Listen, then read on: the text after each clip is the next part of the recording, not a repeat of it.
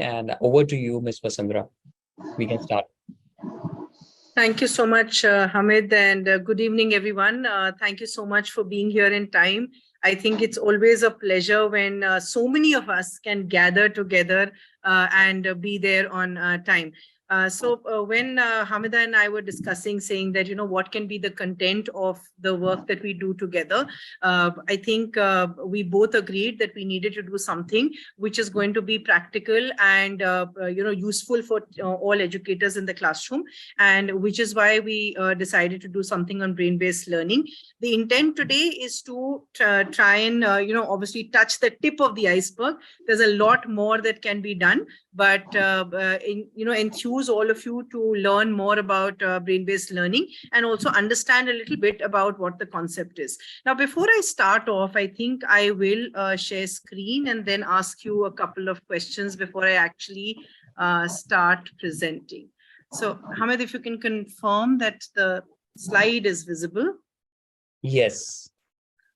Okay. Thank you so much. So like Hamid was mentioning, we're going to be talking about brain-based learning. We are going to be talking about how you can use this in the classroom and how a lot of you will be able to practically apply some of these concepts in your classrooms, irrespective of whether you are teaching the primary section, the secondary section, the senior secondary section, or even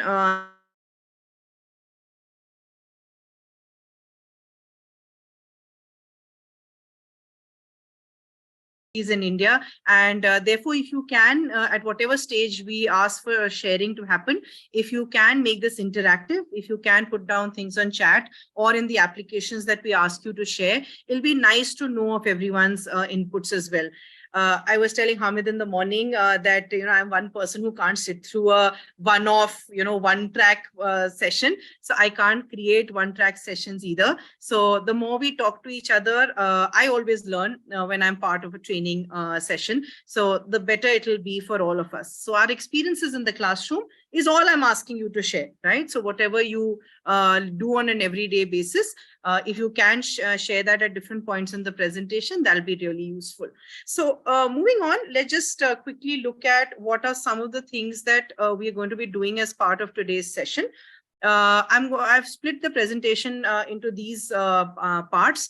For those of you who are familiar with the KWL strategy, which is, you do a pre-strategy before the session where you want to know what the audience knows about the session. This is an expansion of that. So what KWLHAQ essentially stands for: what do you know about a particular topic? What do you want to know? What did you learn? How did you learn more? What action you will take after you have learned a little bit about a given topic, and if you have any questions. So we're going to pretty much follow that format through the session today. I will be starting off with introducing the audience to what is brain-based learning.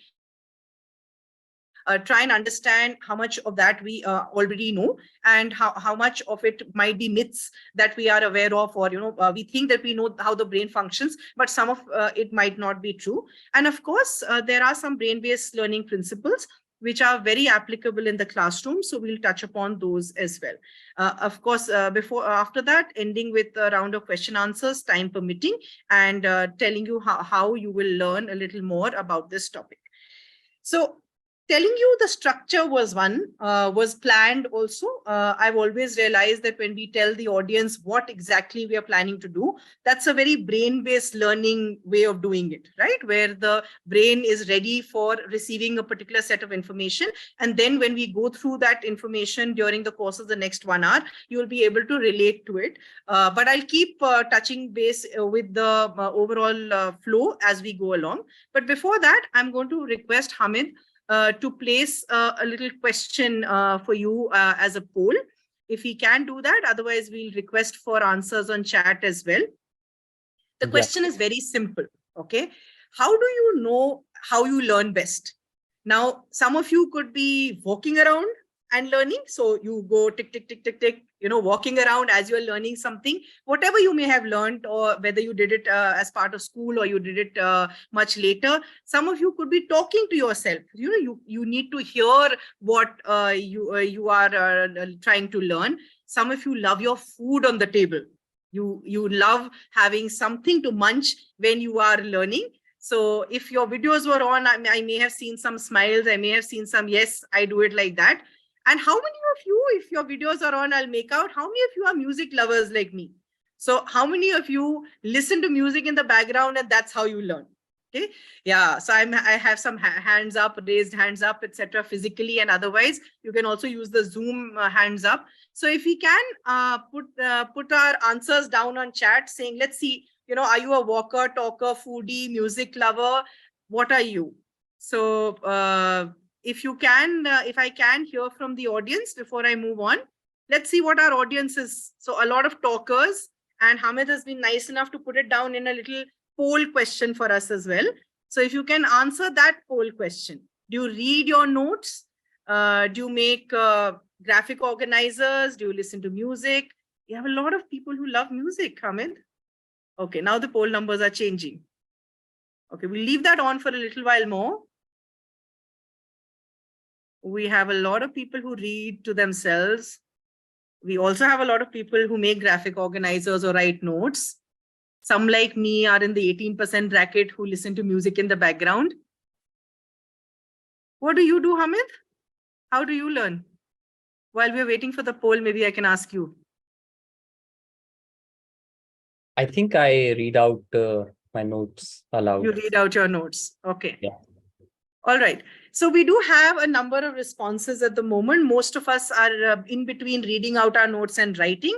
There are some of us who are also listening to music in the background, don't like the silence, and some of us who definitely need the food on the table.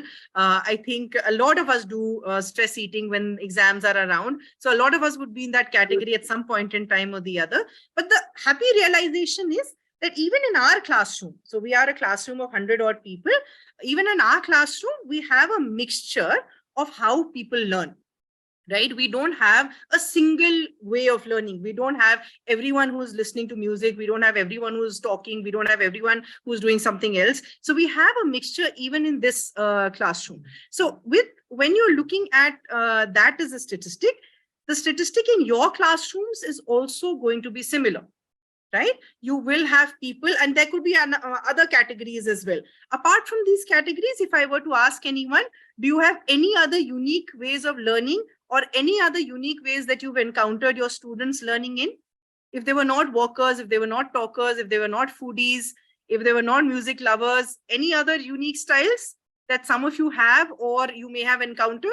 You can put that down on chat as well as we go along, right? So if there's something really, really unique, yes. So Vijeta ma'am is saying through activities. Rekha ma'am is also saying through activities.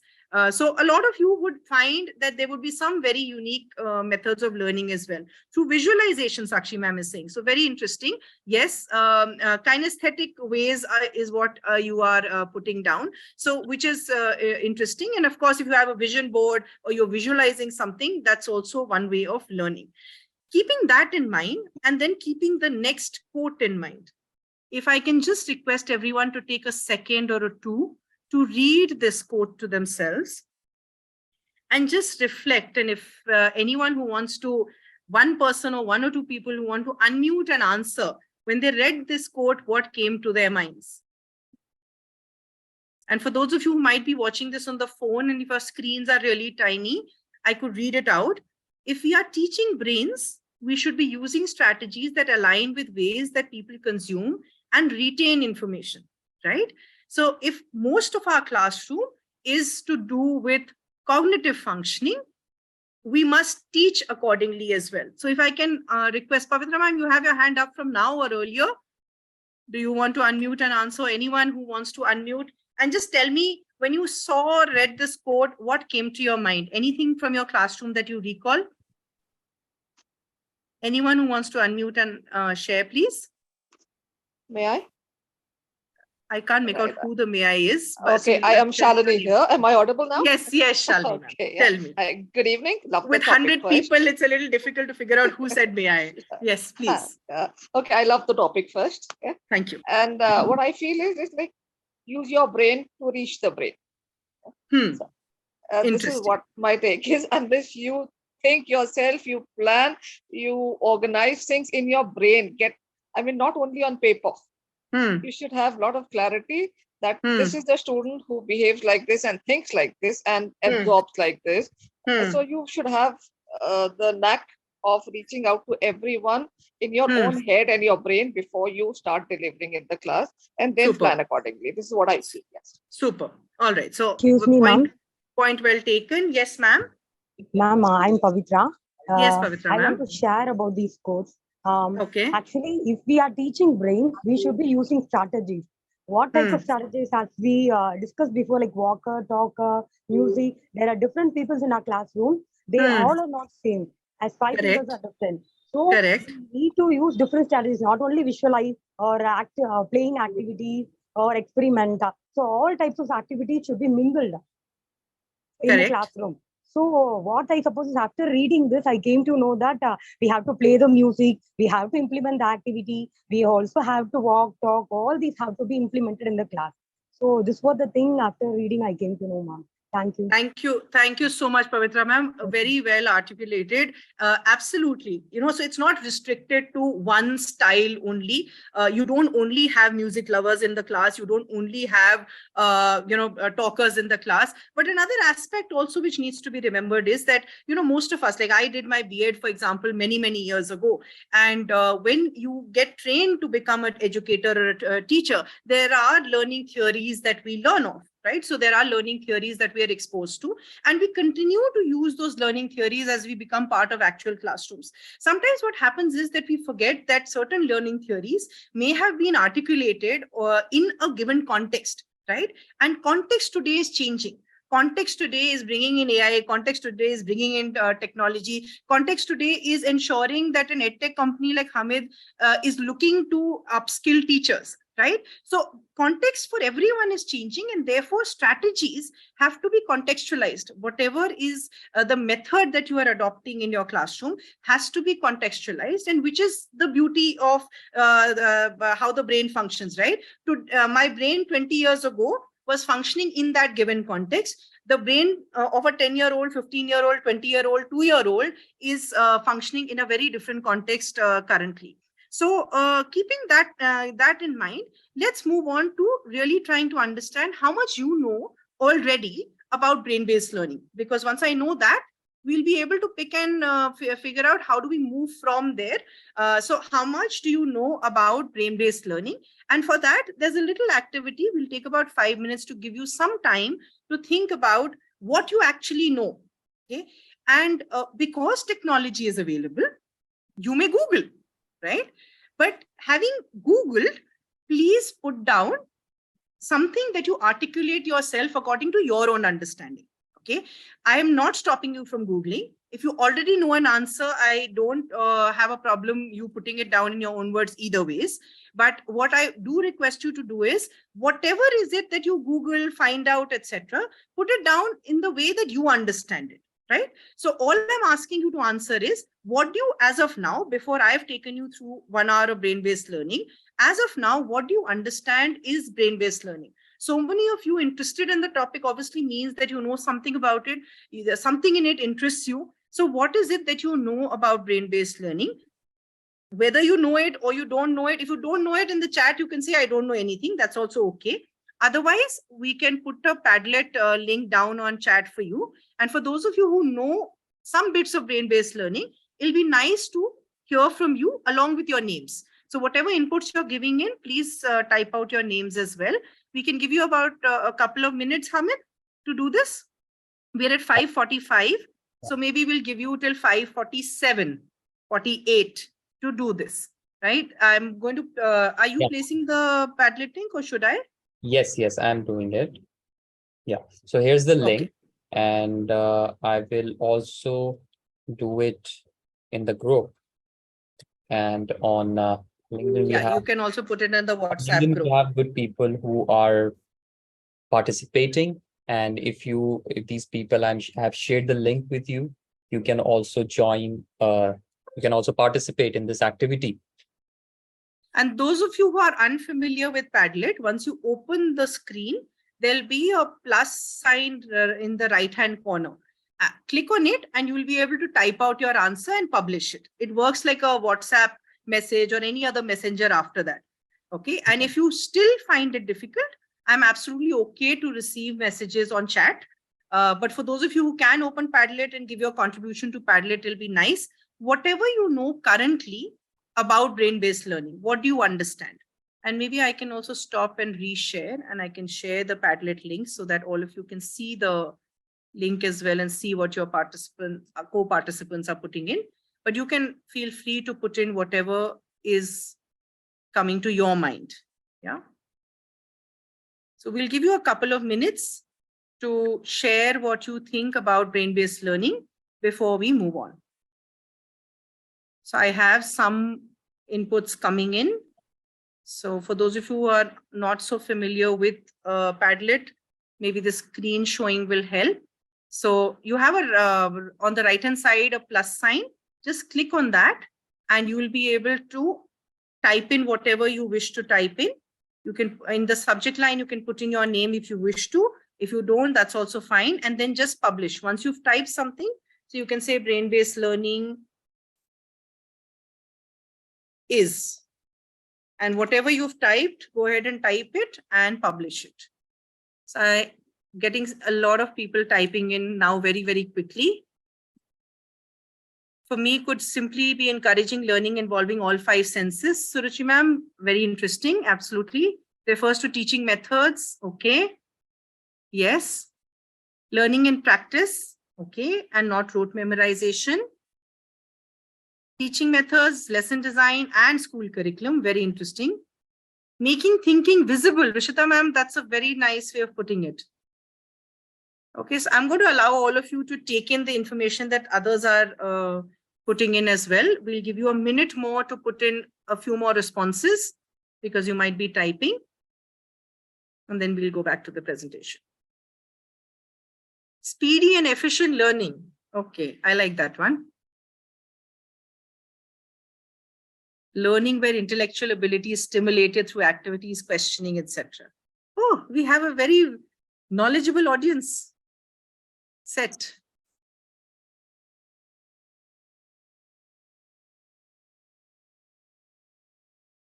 Okay, so this Padlet link is going to be available to all of you. So you can, as in when you think of things, you can keep putting them in. And even later, you will be able to access it because you know, it's already there on your group. So you will be able to open it at that time as well. So there are a lot of interesting inputs coming in. You might want to read what all of your co-participants are thinking. And meanwhile, let's go on to what research tells us. Right. So a lot of you made very interesting observations about the fact that it is an efficient way of teaching and learning. It is ensuring that a lot of us are taking in information through multiple senses. It's also ensuring that everything changes, right? Everything is impacted, whether it is the curriculum, whether it is the way we teach, whether it is the way the children are taking in the information. All of that can be part of brain-based learning. So you're right in a lot of ways. And let's just see a little bit more about what research is telling us about brain-based learning, right? So typically, when you're looking at the concept of brain-based learning, you're looking at saying that instead of how we were looking at learning earlier, where it was a lot to do with what, say, the teacher thought, what the child was responding to, etc., you were ignorant in many ways about how the brain functioned. And we were not consciously thinking, saying, oh, if I'm applying this strategy, is this working according to neuroscience? Is this working according to how the brain is functioning? Brain-based learning is essentially combining the concepts of neuroscience, learning that is happening in any learning environment, and ensuring that all cognitive functioning is happening in line and in tandem with each other. So the way I teach should be in line with how children learn, how children retain, how children memorize, how children take in conceptual knowledge, all of that. It is not about increasing IQ levels. It is not about testing IQ as well. So it's nothing to do with the fact that only a child who might be gifted or only a child who is cognitively very strong is a child who can be supported through brain-based learning. You can support, in fact, it is a very inclusive methodology, because you'll be able to support all children using this methodology. Because like Pavitra ma'am slightly in the beginning said, that if you are able to figure out how this child is learning, taking in information, memorizing, or was it Shalini ma'am, I'm not sure, one of them had said this, you will then be able to plan strategies exactly in line with what the components of the classroom are going to be, right? So if you are going to be able to plan your lesson plan according to that, if you're going to be able to plan your evaluation according to that, if you're going to be able to plan how the classroom transaction happens according to how different children learn, you will definitely have a more efficient way of teaching and learning. And why is it that I say that? Why do we say that you'll have a more efficient way of teaching and learning if you're planning according to how the brain is functioning? Why are we saying that? Anyone who wants to give it a go? Anyone who wants to try and answer that question, saying, why is it a more efficient way of learning if you are teaching in the class according to how the brain is functioning? Excuse me, ma'am. Sorry, please. Pavitra ma'am, I'll come back to you. Is there anyone else who had not responded earlier who wants to respond? And the others can also, they know, yes, Shelja ma'am.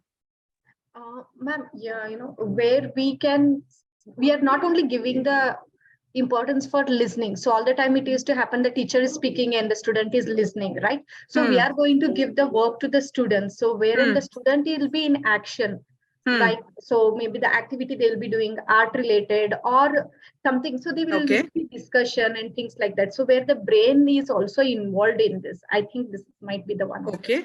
I'll hear Shalini ma'am and Pavitra ma'am out as well. Shalini ma'am? Ma'am, I believe because in this case, you are giving the tools and the skills to the child. He or she understands now how does he or she learn the best.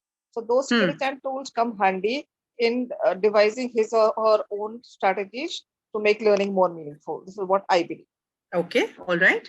Anyone else who wants to add to this? Thank you so much. Yes. Can I answer for the question? Yes, Pavitra ma'am. Ma'am, actually, the objective of preparing the lesson plan and all the teaching aids or activities is to make the students understand. That is the end point. So to make all the students understand, we are using this method. So that is the so what I understood is brain-based method. Students can fulfill the objective what we are planning. Okay, all right. I think someone else also unmuted. I'm not sure whether that was to share or just by mistake. First में हम लोग का ही निकला था, तो जिसका हम लोग का नाम निकला सब। I'm not sure. Are you talking to me, ma'am? आप मुझसे बात कर रहे हैं? I think we should continue. Continue, right? All right. So thanks, Hamid. So when you're looking at everything that has been shared, what you have to remember is that when we were looking at the traditional way of learning, a lot of it was to do with rote memorization, right? And what is memory at the end of the day? Memory is ensuring that something that is there as part of your short-term memory, something that you've observed, something that you have experienced, has gone and logged itself in the long-term memory. So if you are able to recall and retain it, that is memory. But all of learning is not just memorization, right?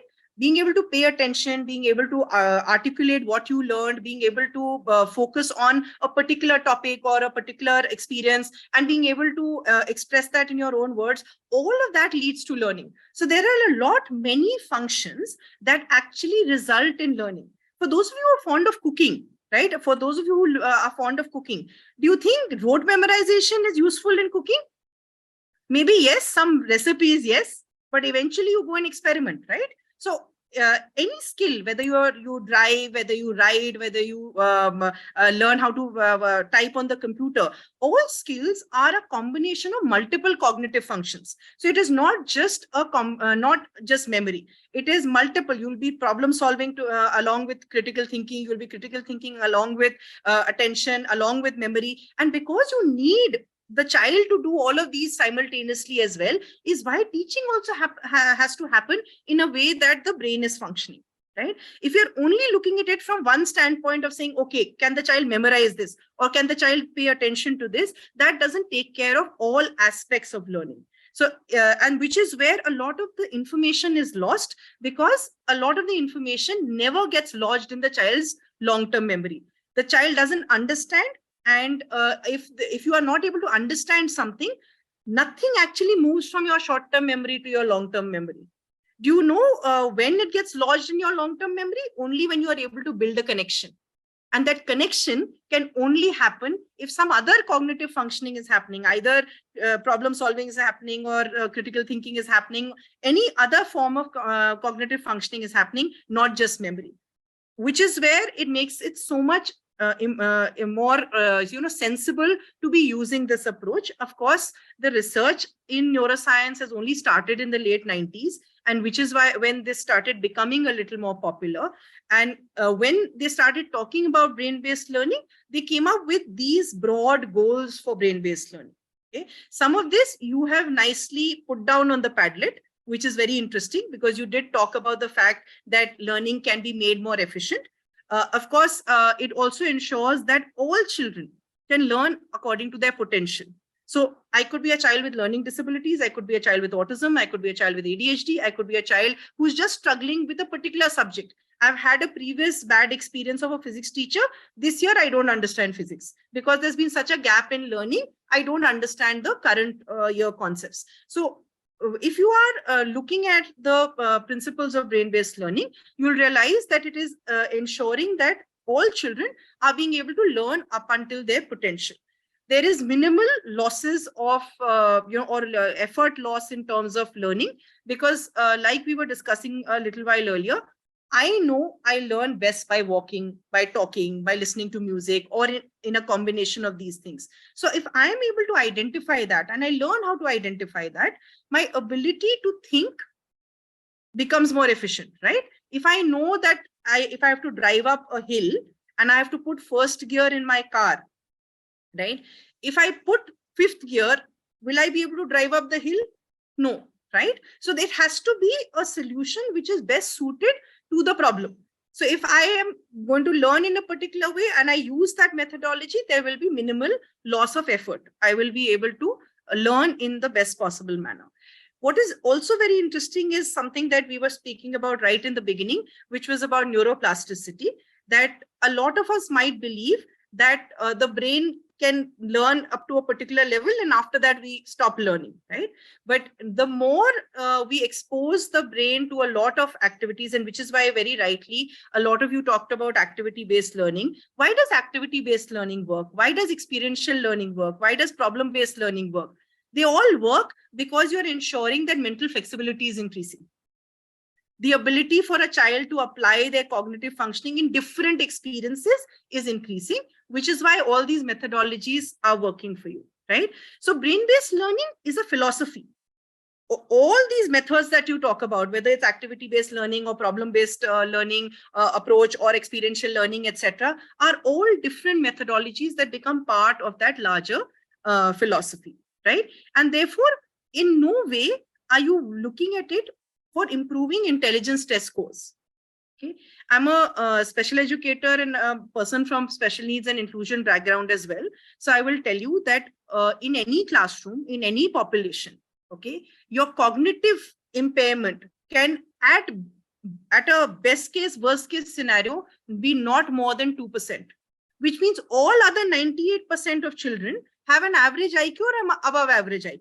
Right? So if you're looking at that, which means children will be able to do all daily functioning, all learning in the classroom, but they need to be taught in the manner that they learn best. Yeah. So is there anyone who has any questions for me at this stage? You can park them for a little while till we just do a couple of more concepts, and then I will be happy to take questions as well. You can also put them down on chat so that we know what questions are coming up in the interim period, right?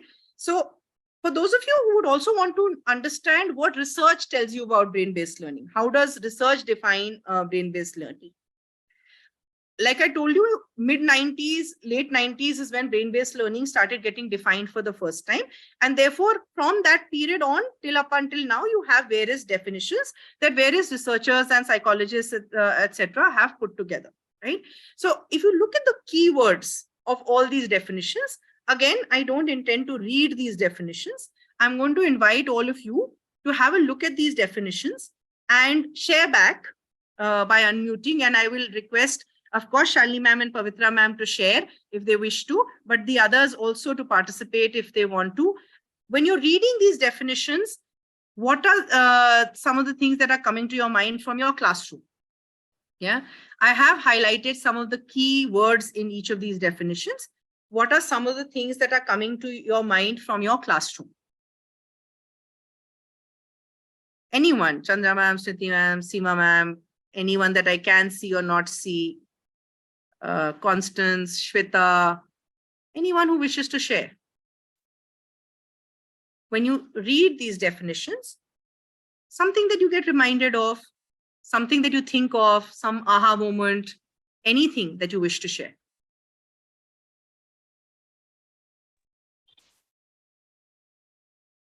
Anyone? It's a very large classroom. Yes. I'm sure someone will be happy to share. Yes, Chandra ma'am. Yeah, just I would like to say my views about this brain working. Yeah. Now, during this pandemic, not only elders, even the children got affected. Children got affected with COVID, isn't it? Absolutely. Yeah. Yeah. The medicine which was given to them affected the brain. So, what we have to do means, according to me, we have, as you said, to increase the academic achievement through experiential learning. Give activities that activate their brain.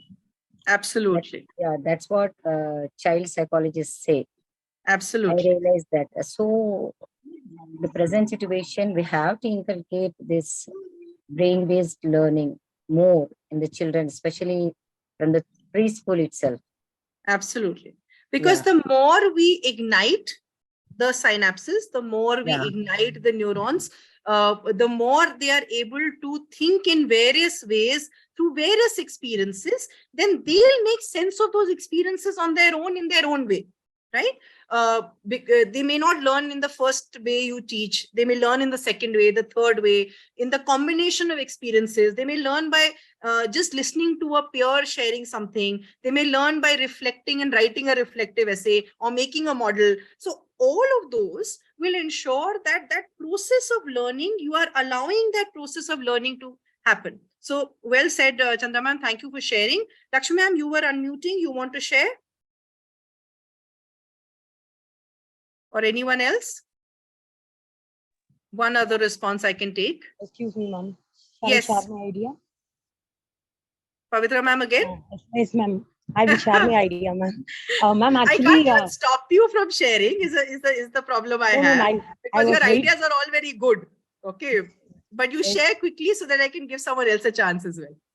Okay, sure. Okay, Yes. ma'am. This alone I'll share from my side, ma'am.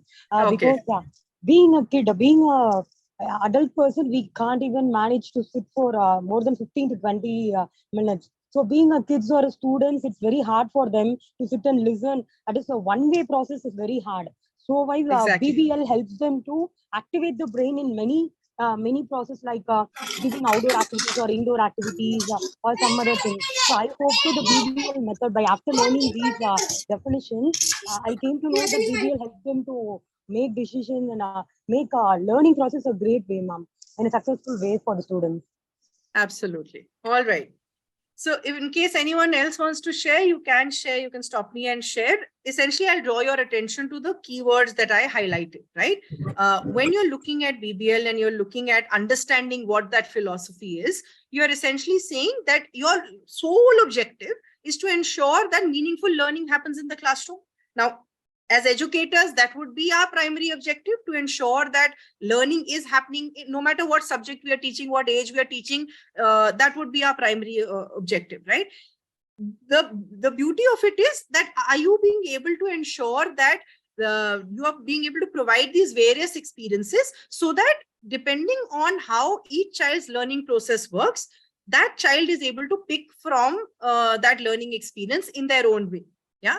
Smriti ma'am, I'll just come back to you in 10 seconds flat. Okay. I know your hand is up. I'll just come back to you. So if you're going to be able to do that thinking process, you will also ensure that it is not just one type of child that you're teaching.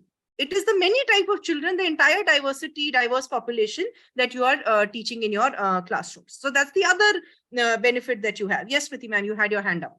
You have a question or you have a comment?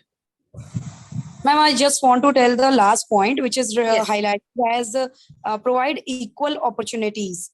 And Yes. sometimes happened that we are running with syllabus, so we could not provide the equal opportunities to our classroom students. So that time, how we can just do the brainstorming, because we are lacking with syllabus. So we need to I am do so happy you asked me this.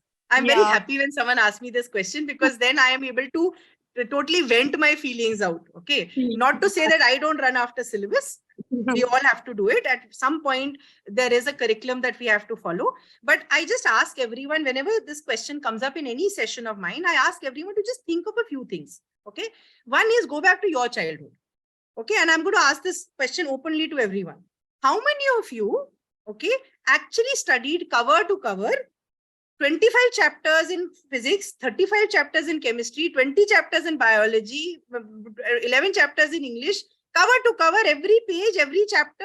None of you did selective study? No? Smriti ma'am? If you can put a hand on your heart and say, I studied cover to cover, is when I'll say run after the curriculum. If you can't, then No, I'll ma'am. say run after learning. Okay. If the child is confident in whatever they are learning, they will do much better, right? The other analogy I will tell you is, if you are looking at all children in your classroom, everyone is not going to get 99 out of 100, right? But will you be happier if the average of your classroom is higher every year? This year, maybe the average of your classroom is 55%. Next year, the average of your classroom is 70%, right? Would that not be a better scenario to be in, where most children have learned more in your classroom rather than 2 children getting 99 out of 100? Correct? So that is the other thing that you have to play with. Secondly, when we get into strategies, etc., there is a way of balancing the two out also. I'm not saying don't finish the curriculum. That is your responsibility as a teacher, as an educator, following a board. That is a responsibility that we all have. But there are ways in which we can incorporate, and when children learn faster, if it's efficient, okay, if children learn a topic faster, you can move on to the next topic faster. Vis-a-vis that, if you are spending so much time on the first 4 topics and getting stuck, either way it is not going to be finishing of syllabus, and then end mein jaake you will finish 10 topics in 10 days. That's not going to work either, right? So those are the thoughts that you will have to keep in mind. Shalini ma'am, can I come back to you in a little while? Or you Sure, want ma'am, to add because to an answer, Smriti ma'am's... sure, please. This is you something want to I answer? have. You want to add something? No, I have to add this, because this is Okay. something which is okay. I just tell you, I teach chemistry, and I had just taken over an IGCSE class, and I opened one of the notebooks. There's a tall boy and very naughty kind of a thing, who's not into the class at all. And the first page of the notebook, he says, "I hate chemistry," and he submitted that notebook. So I said nothing. I just wrote, "Thank you for an honest feedback." I wrote on the notebook, and I said, "Please get back to me." So I called him. I said, "What is the problem? Okay, why do you not?" So he said, "Ma'am, would you not tell the other teachers, or would you keep it confidential?" I said, 100%. So I said, he said, "Ma'am, actually, there are only questions which are taken from the book. There are many questions beyond the book that I want to ask. And this child is supposed to be a dud in the class because he was just not responding." So I said, "I give you the complete freedom. I'll give you 5 minutes dedicated to you in every class you take." Believe me, ma'am, the question that boy asked me, nobody else has asked me ever. He said, "Ma'am, there's so many liquids. Why is it only water that extinguishes fire?" Exactly. Why only copper is used in the religious practices and all? And these were the questions which were thought-provoking even for me. And from that day, I changed my complete strategy of teaching. And I owe a lot to that point. I'm glad I didn't stop you from sharing, Shalini ma'am. Okay, I'm really glad I didn't stop you from sharing. And that reminds me of my own student. Okay, I was just finishing off corrections recently, and our fellow says that, ma'am, first part he answered, whatever, something he answered. Second part, he's telling me, ma'am, I have forgotten. So he's writing on the question answer sheet. He's written, I have forgotten. But because I've answered the first part, can I get half marks? Okay, so he's actually written a huge note to me. So children actually think, children actually apply. It's that sometimes when we get bound by the curriculum and the syllabus and everything else that goes with it, we don't allow them to do things in their own way. And to be very honest, this morning we were discussing and arguing about ChatGPT, crushing creativity of children and things like that. We are in a space, we are in a time frame where there is so much exposure that children are, they have the facility, they have a lot more information. So if we were not to switch gears ourselves, we will not be producing future citizens. And the last I checked, education was about producing future citizens, right? So we all became educators to be able to make a difference in the future. And which is why I've moved to this to kind of also continue with that answer. This is how typically the brain gets ignited every time we expose children to anything interesting, anything new, anything that they don't know from earlier, right? The neurons in the brain, they're like a spark, right? And that spark is what is called the synapses, and that synapse integration or that synapse interconnection is what ensures that any learning happens. So if I'm able to connect my previous knowledge to what is being taught in the classroom today, I will take it in, I will remember it, I will be able to take it in as information. But if I'm not able to draw a connection, I will not be able to take in it as information. It will, from my short-term memory, go out and never become part of my long-term memory. So experiential learning, problem solving, activity-based, whatever you may be doing, whichever methodology you might be following, you are ensuring that the child is being able to build connections. The more the connections, the better it is going to be for the learning atmosphere in the classroom and for the learning to actually get embedded. That's when understanding will happen. If I can't make a connection, if I don't know why factors and multiples are taught to me, right? What am I going to do? I can't do HCF LCM. If I don't understand multiplication tables, I can't do factors and multiples. I can't do HCF LCM. If I can't do HCF LCM, I can't do so many of my real life problems. If some of you are maths people, the same thing goes for English, the same thing goes for chemistry that Shalini ma'am was talking about, or any other subject. Unless I can make a real world connection, it will never become part of me, right? And that is the power of neuroplasticity. The belief is that that is the brain's superpower. The fact that that little organ sitting on the top of your head is ensuring that everything else works for you. If you are teaching, if some of you preschool teachers, are some of you teaching the really young ones, teaching them writing for the first time? Do you or if you are not preschool teachers, if you've taught children, if you've observed children being taught how to write, etc., you would have noticed that, the first time they hold the pencil, they're not very confident. They'll hold it oddly. The muscles have not developed. But then once they start writing, they know that, okay, I have to pick up a pencil, put it to the paper, and I'm writing left to right. My directionality comes in. I'm doing letter formation, all of that. So no matter what I'm learning, I am learning, the brain is getting activated, and I am learning to keep bringing in newer pieces of information into my brain, which is the structural plasticity out of it. That every time learning happens, there's a physical change that happens in your brain as well. Because you had a schema of a particular knowledge set which was present. Okay. So say you knew that a computer was, had this huge monitor, had a keyboard, and had something that looked like a mouse attached to it, right? Once the laptop came in, it is a new schema that you need to build for yourself. So you are suddenly realizing, where's the CPU? Where is the CPU? It's got disappeared. Once you get used to it is when your brain will structurally align itself to say, oh, okay, all of this is in one piece. And that happens for all pieces of learning. Whenever you are learning something new, your brain will adapt to that piece of learning. And that adaptation or accommodation will only happen if the child has made sense of what they're being taught. Okay, so unless that is happening, that structural plasticity is not going to get activated and no change is going to happen, and which is why children forget, which is why we assume that they have not understood, or which is why they can't make sense of any piece of information that we are putting onto them, right? So now quickly, there was a study done in 2002 which said that there are some neuromyths. So what are neuromyths? Myths about how the brain functions, which are very popular amongst educators. Okay. In the next slide, I have the top 3 myths which most educators believe or have believed at some point in time or the other. That is what the research actually said, that at the end of the day, there are these very particular ones which are there, and all teachers across the world, not just, this is not an Indian study, it is an OECD study, so it's a pan-world study. Across the world, there was commonality in what people believed in the way the brain functioned.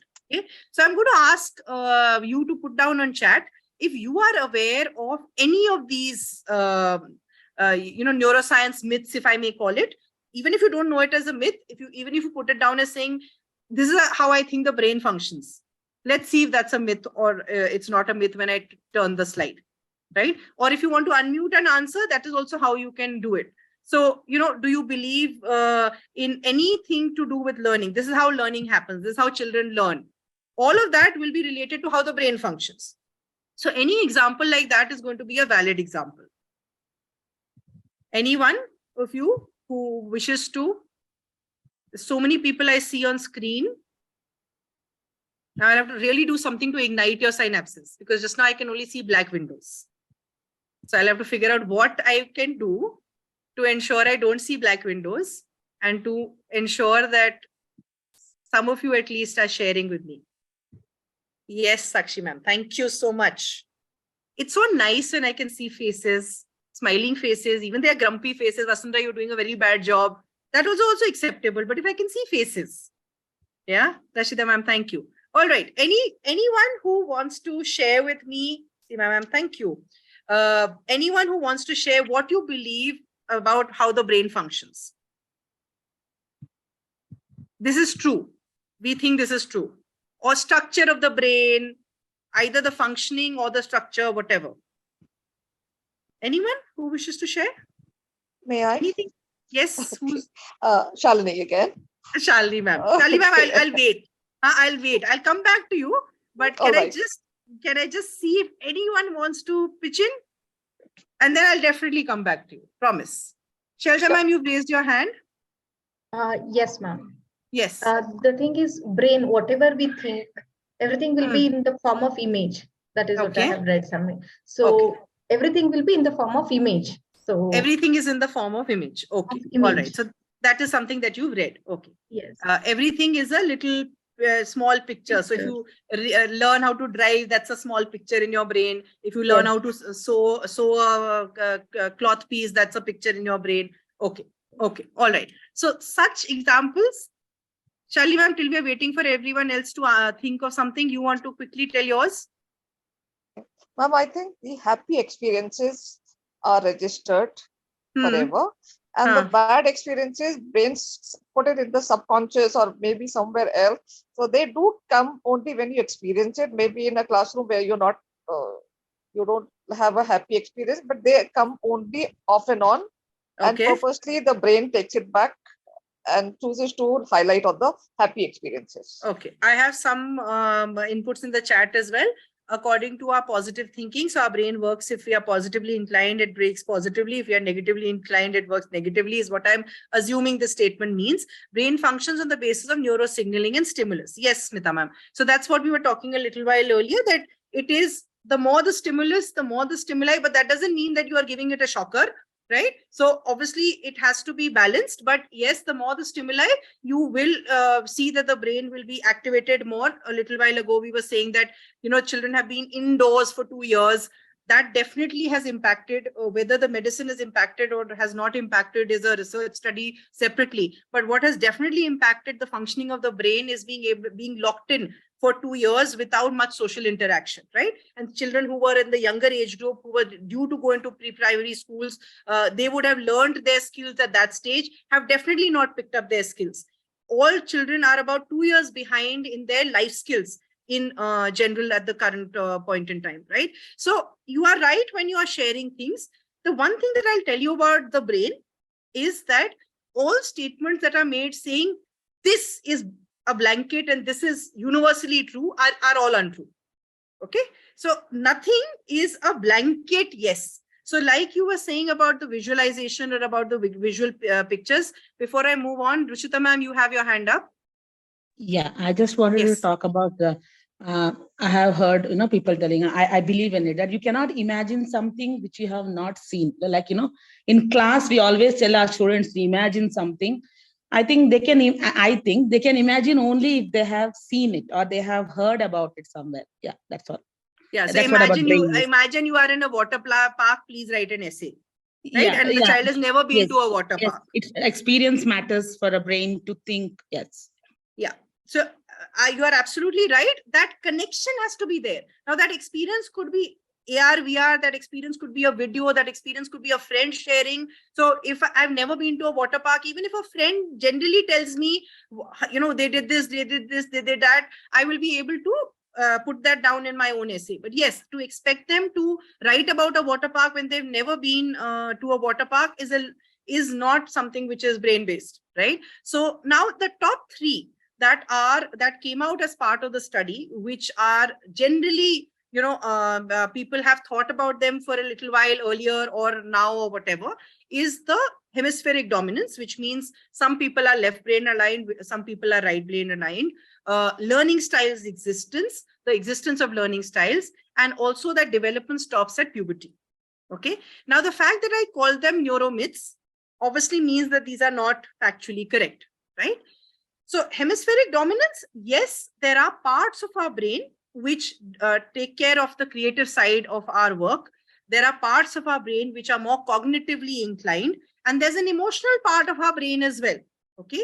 But that does not mean that one person is only left hemispheric and another person is only right hemispheric. There could be a tendency, yes, but it doesn't mean that only one part is working or only one hemisphere is working.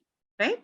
So you will, in different circumstances, use both parts of your brain. So you may be doing a maths word problem solving, but are you telling me that creativity is not used in maths word problem solving? Creativity is used, right? What is creativity? Creativity is being able to be fluent in something, being able to, look at a scenario from different perspectives. So if I'm not being able to look at a word problem from different perspectives, I may never be able to solve that word problem or write an English essay for that matter, right? So the hemispheric dominance very clearly is a myth.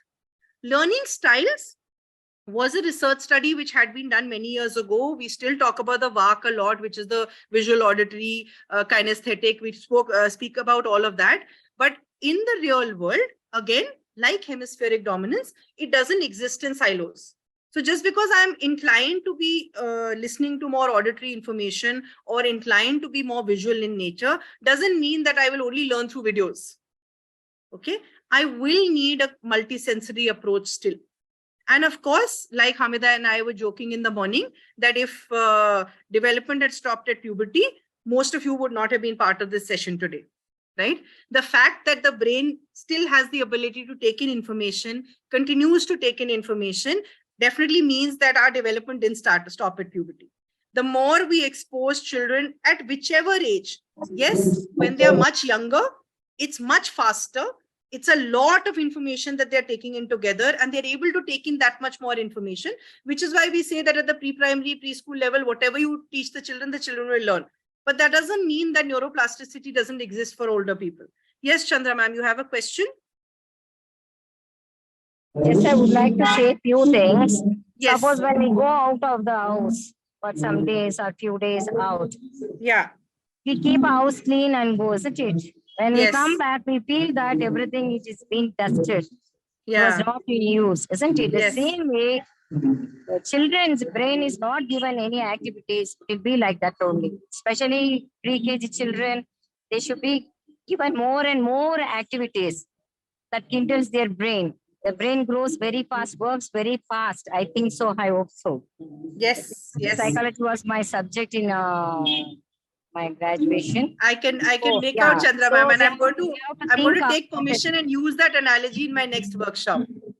Yeah, that you ma'am. have to dust the children's brain and therefore provide a lot of activities. Beautifully put. Yeah. We should not keep children's brain idle. Absolutely. That's what the NEP also says. NEP 2020 says Yes. children should be, they have to plan for that. Correct. Absolutely. Yeah, So, when we've broken some myths, which means some things also have to be true, right? You just because I say some things are untrue, learning styles don't exist, hemispheric dominance doesn't exist, your brain is continuously getting charged and you are learning on an ongoing basis. Therefore, something has to be true as well. And those are some of the, now what I'm sharing with you today are not all of the brain-based learning principles. I'll be honest about it. There is a lot more to be learned, but still this is something to give you a little bit of an idea of what are some of the ways in which it can be adapted into the classroom if these belief systems are adapted as well. So one is that the brain is a parallel processor, which means it is able to listen to you, do something at the same time, etc. So sometimes we tell children, please pay attention, please look at me. And sometimes they are wanting to process something that you have said a little while earlier or think of something. Suddenly they'll come up with an idea, etc. The brain is not just doing one single task at the same time. If it was, then you wouldn't be able to write and look up and copy the notes as well. Otherwise, looking up would have been one instruction and the child looks up, then comes back and then starts writing again. So the brain is definitely a parallel processor. You being able to engage them in activities and them being able to listen to instructions is an absolute possibility. Learning is to do with the entire body, multisensory. Different things can work in terms of touch, feel, smell, hear, all of that.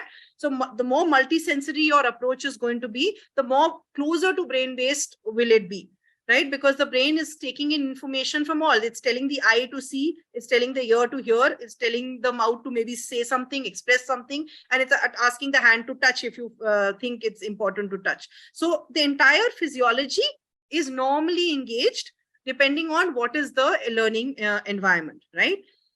This one, the third one, I find very interesting personally, because I feel that that is what drives me as well.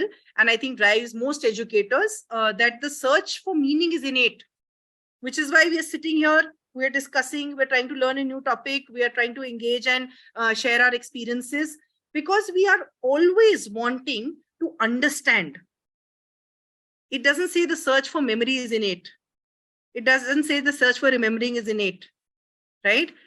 Unless I'm able to understand, unless I'm able to make sense of something, unless I know it deeply enough, as an educator, I'm not confident of using it in the classroom, right? The same thing is for children as well. They may know something vaguely, they'll never reproduce it in the exams. They will only reproduce something that they're confident about. So the search for meaning is innate to the youngest child.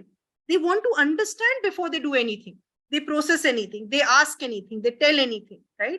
And that is the piece which is then linked to you being able to provide them reflection opportunities in the classroom, discussion opportunities in the classroom, being able to learn from each other in the classroom. All of that provides greater meaning, right?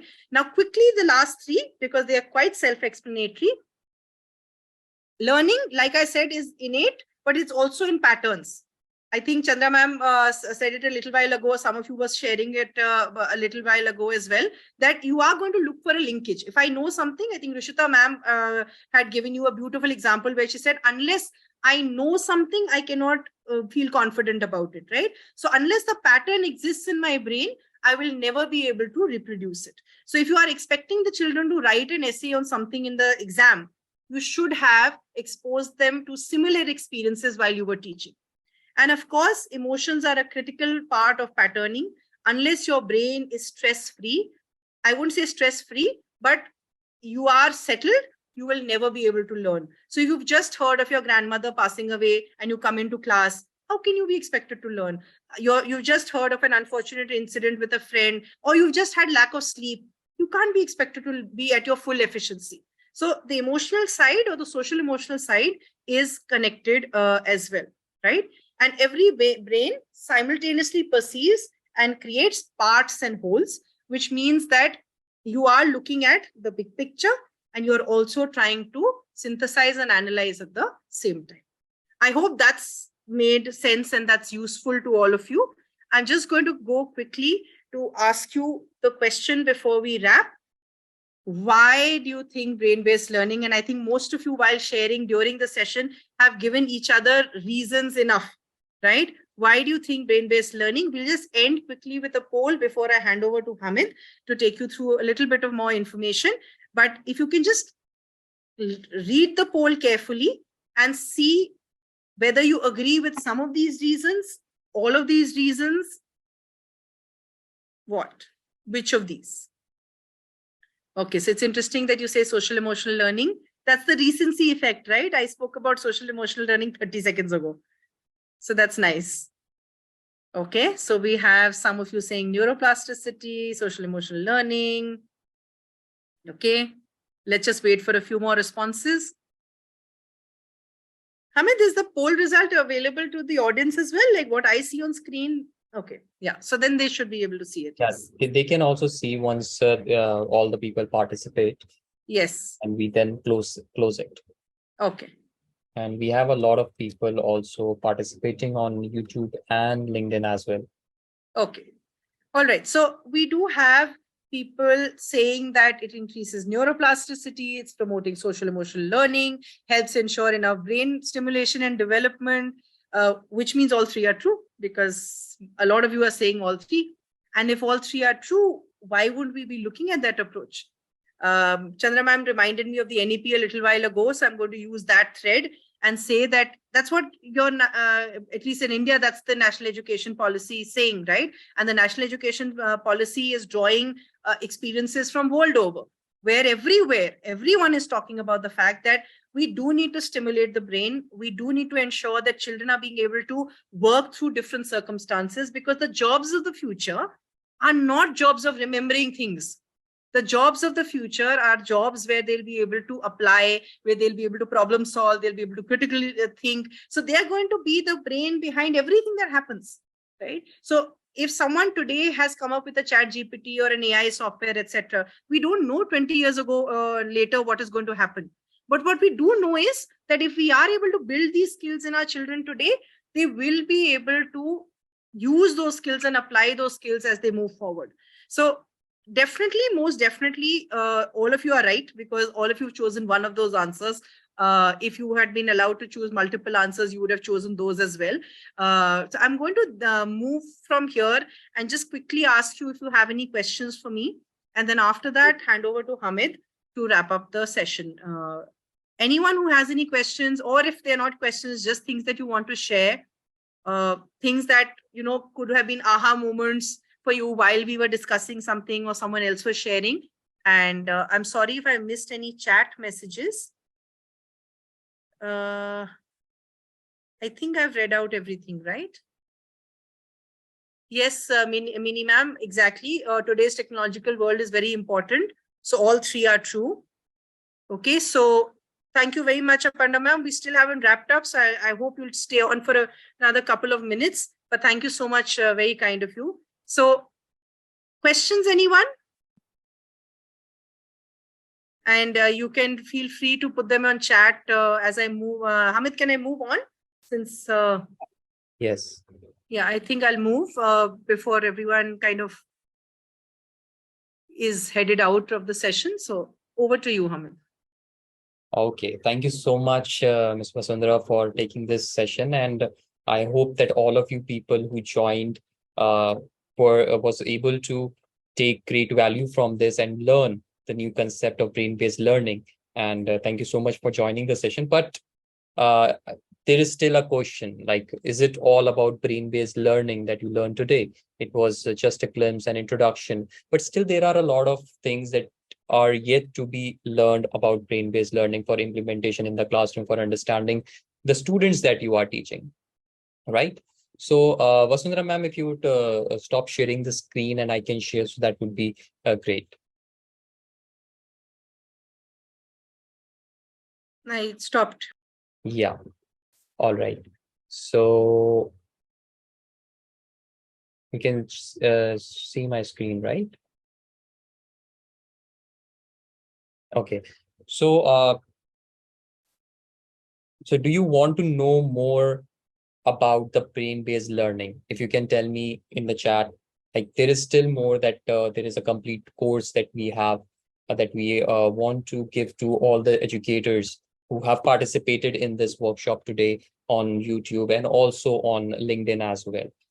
So, well, there are a lot of people who are saying that they want to learn more about this concept. They want to increase their classroom engagement, their participation of their children. And thank you so much, Ms. Shalini, for sharing that story of your student.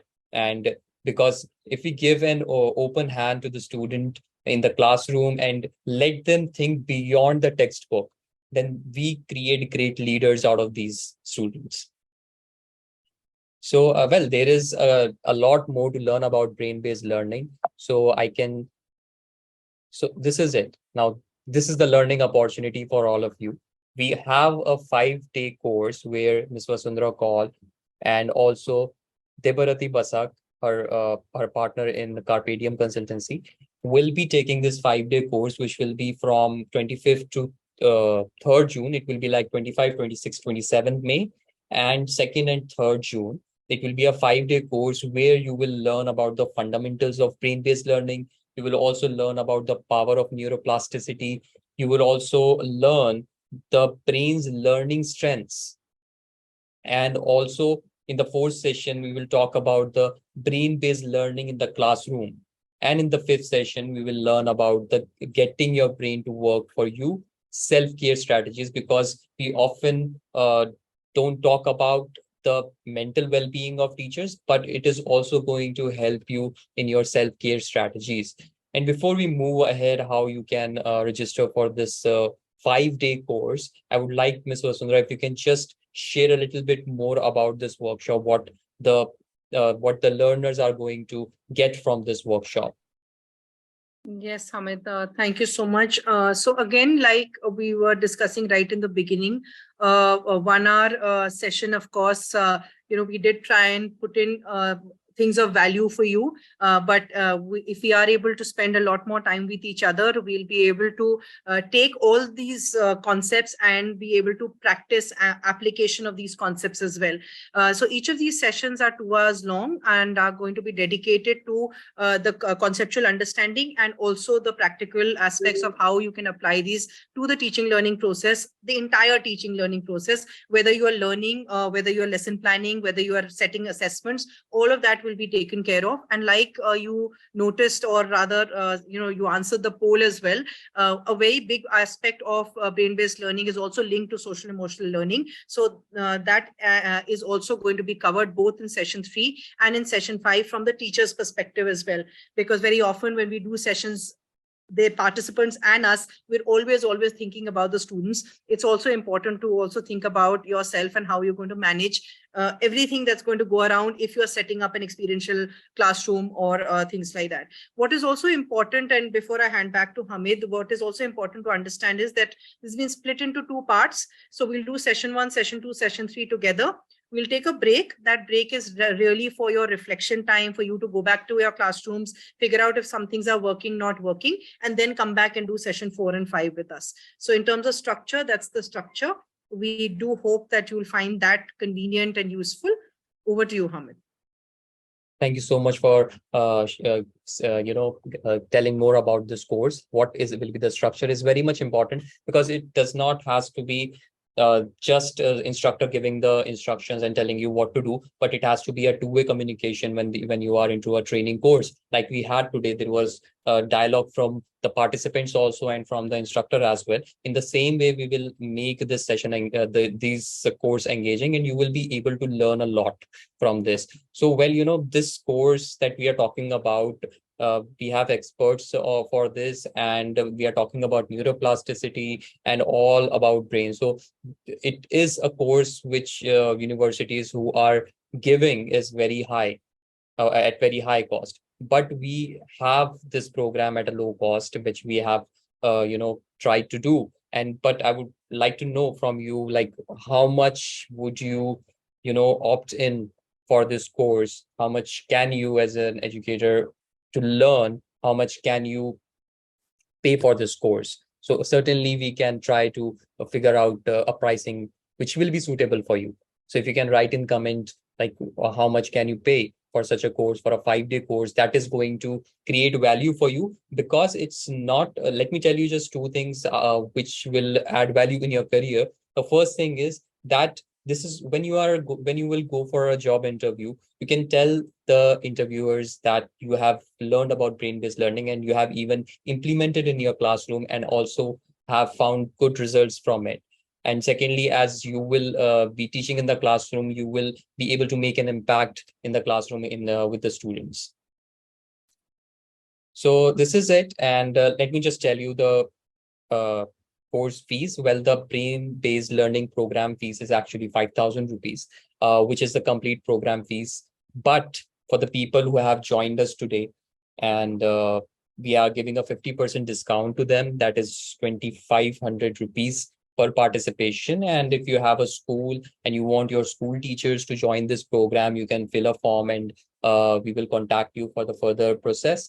And so this is the course discount that is there right now. But for the people who are going to register right now, they have a special offer, instant discount of 65% that you can register right now, that you can claim right now by registering from the payment link that we are giving you right away. So this is the offer which is there, and you can just go to this link that we have shared in the comment section. We will also share it in the WhatsApp group, so you can get this offer right now. And this offer will only be there for some time, as you are here in this workshop just for some time after the workshop is over.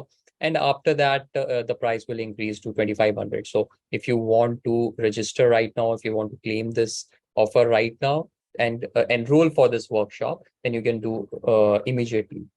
And if you have any questions, you can even right now, you can unmute yourself and you can ask us. If you have any questions regarding the course, the program, or even if you have any problem with the payment, you can even comment with that.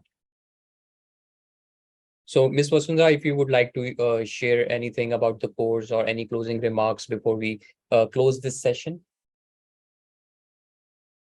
So I know that, we've kind of packed a lot in those 5 days, and a lot of you may feel that, putting together that time for those 5 days, but actually it's 2 hours a day and it's a total of 10 hours. The way we've designed it is, of course, experiential in nature. So we are going to apply all aspects of brain-based learning into the way the designing of the course is concerned. So the only thing I'll add is that apart from the content itself, if you do want to kind of experience how a brain-based classroom can be effective, it'll be a live example of that as well. So it'll be nice to hear from all of you in terms of, though I can understand some of you might be busy, may not be able to find the time, but for those of you who can, it'll be lovely to see you back in the classroom. Any other questions? I or Hamid will be happy to address. Certainly. Well, thank you so much. Well, I was just seeing, and I see that a few people have already registered for the workshop. About 5 people have registered for the workshop, and it will be great for all of you in your learning, in upskilling yourself. And I was just talking to someone today, and they said that they wrote a book about art of teaching, and she was telling me about like there are 4 things that teachers should focus on. That is skill set, mindset, their happiness, and there was another thing that I can't recall right now. But this skill set is the first things that we talk about, because it's if you are a teacher and you are not in the process of continuously learning, then she said, it's not the I'm saying, but she said that you should not continue teaching if you are not in the process of learning continuously. A teacher is the one who has continuous learning habits and keep on learning new things, new methodologies. And if we talk about this course, brain-based learning, it's a research methodology that is developed with time. And if we in the courses that we usually learn in colleges, that those courses are actually on old curriculums. They are not updated recently with the new techniques, new models which are developed for teaching and learning. So sorry for that. So that's the new model that is currently working, the brain-based learning. And if you really want to learn about it and also help your fellow educators to learn this concept of brain-based learning and implement in your classroom, you can certainly register with the link. And we will also share. I would also request you right now that you have certainly attended this workshop, but we would also expect a feedback from you. So after this workshop is over, I will also share a link with you to register, to fill a feedback form. And so that would be, great for us to, first of all, listen to your feedback. Secondly, that if we want to improve on ourselves, the how we are delivering the lessons, the workshops. So I have also shared the link for the Google form to give the feedback in the chat box also. So you can give a feedback about it. So it will be really helpful for us to keep improving ourselves next time when we do this workshop. And if you haven't registered for the brain-based learning 5-day workshop, you can certainly go to that link and register for the workshop. So any closing remarks, Ms. Vasundhara, for this for this session, so we can close them? Thank you so much for all the participation. It's always, heartening when you hear from fellow educators. And I think, like I always maintain, all sessions, I learn something new. So I'm taking back the analogy that Chanda ma'am said and a few other things that all of you have shared. Thank you so much for being here. Some of you have messaged in the chat saying that, it's a busy period for you. Do we have another, future date planned? As of now, that's not something that we've looked at. First, let's ensure that we do a good job with this one. But hope to see you around. Thank you so much for the time today. Thank you so much, everyone, for joining in today. We will keep you updated in our community of Edjobster with all the sessions that we are going to conduct in future and about the brain-based learning 5-day course as well.